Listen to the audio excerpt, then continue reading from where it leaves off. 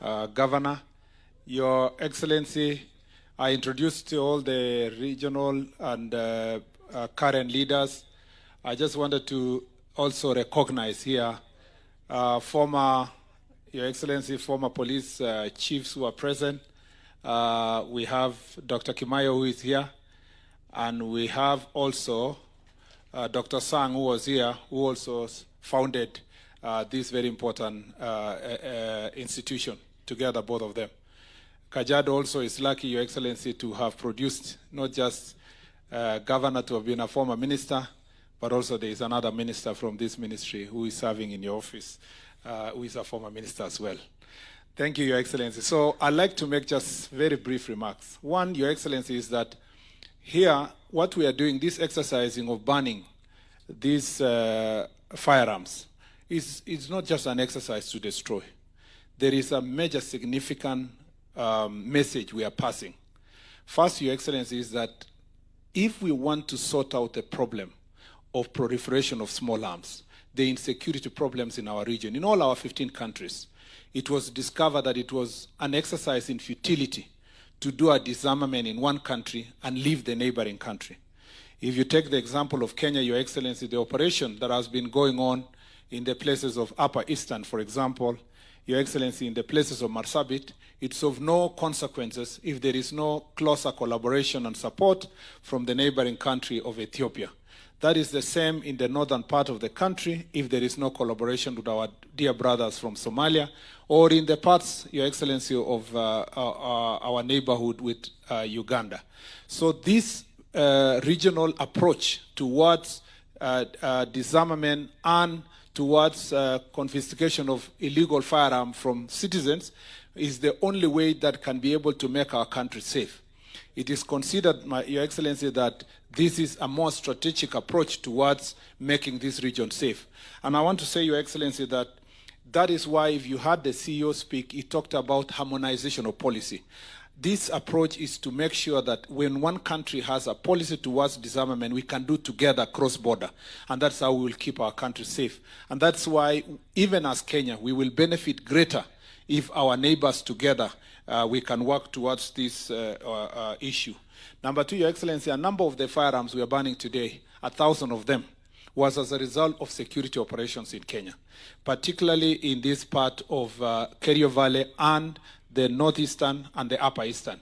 Your Excellency, it is, if you look firearms, illegal, 1,000 illegal firearms there, the kind of harm and havoc it has caused to families, to individuals, to society, to the country, cost that has, taken away lives of many people, created society with widows and orphans. Your Excellency, the work of our security officers must be lauded for the effort, especially in the Operation Malisa Walivu in Kerio Valley, and also the operation that is going on in Upper Eastern. It is as a result of that, Your Excellency, that we have made this great progress. And I want to report to you, Your Excellency, that since you came to office, you took over governance in this country. Matters of banditry has reduced by 65%, 65 to 70%, that is the estimate, as a result of the investment that your government has put in matter security, including making sure that there is safe operation on the part of the police officers, in terms, including the modernization and buying modern equipment for the police officers, including, Your Excellency, putting resources to establish more formed up units in the different regions. And we must appreciate our police officers who are sacrificing every day to keep our country safe. Your Excellency, I want to say that the best thing that ever happened in this nation is the multi-agency approach towards security. That is why you find now we are working in close collaboration, all the security agencies. KDF is working together with the National Police, Your Excellency, is working together with the KFS, working together, Mr. President, with KWS. All these people working together have made Kenya safer. And this multi-agency approach has made a great difference, and I'm happy to see CDF here, the IG, and the other service commanders who are present. Your Excellency, even as we do so, I want to say that our police officers and our security officers must know that from the ministry and from your government, they have greater support. You have put in place policies, including police reforms recently, that has improved what is going to be paid to the police officers, especially at the lower cadre. Your Excellency, the plan also on insurance, because these police officers are doing a lot of work in dangerous areas, and this comprehensive insurance, including life insurance, has made a greater difference in their lives. Your Excellency, moving forward, we will continue with the reform process, including ensuring that our police officers, when they are doing these operations and they are doing their work, they will do it within an environment that they respect human rights and human dignity. Your Excellency, I know there has been a great debate in the country following the incidences in the recent past of a few police officers who have erred in their work and, Your Excellency, brutalized the citizens. We want to be very clear. Whereas we have a force of 120,000 police officers, Your Excellency, a few people, 2, 3, 4, even if it is 50 police officers, even if it's 100, Your Excellency, cannot be used to generalize or to say that all our police officers, 120,000 of them, are violating human rights. We will deal with every case per every individual, Your Excellency. And as a country, you gave firm instructions when you came to office. It was in your manifesto. It has been your clarion call that you don't want a nation where there is extra judicial processes, Your Excellency. And we will make sure that we walk that tight rope, Your Excellency, to make sure that a few individuals who are going to violate the law are brought to justice, but also protect all the other police officers who are doing a good job. Your Excellency, I tell you, because I've visited different parts of this country where our police officers work, some of them are working under very difficult circumstances, sacrificing for this nation, and they want to see that their people, their country, their citizens are giving them maximum support, even as they sleep in Bonny Forest or in border places, Your Excellency.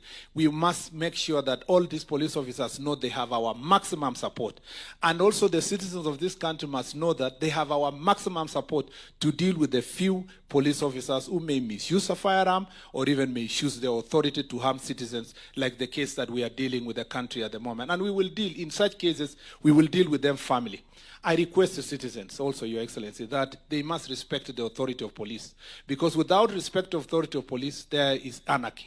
I saw one citizen in Nakuru when the police were trying to bring calm, and we are dealing with a very serious small gang in Nakuru town.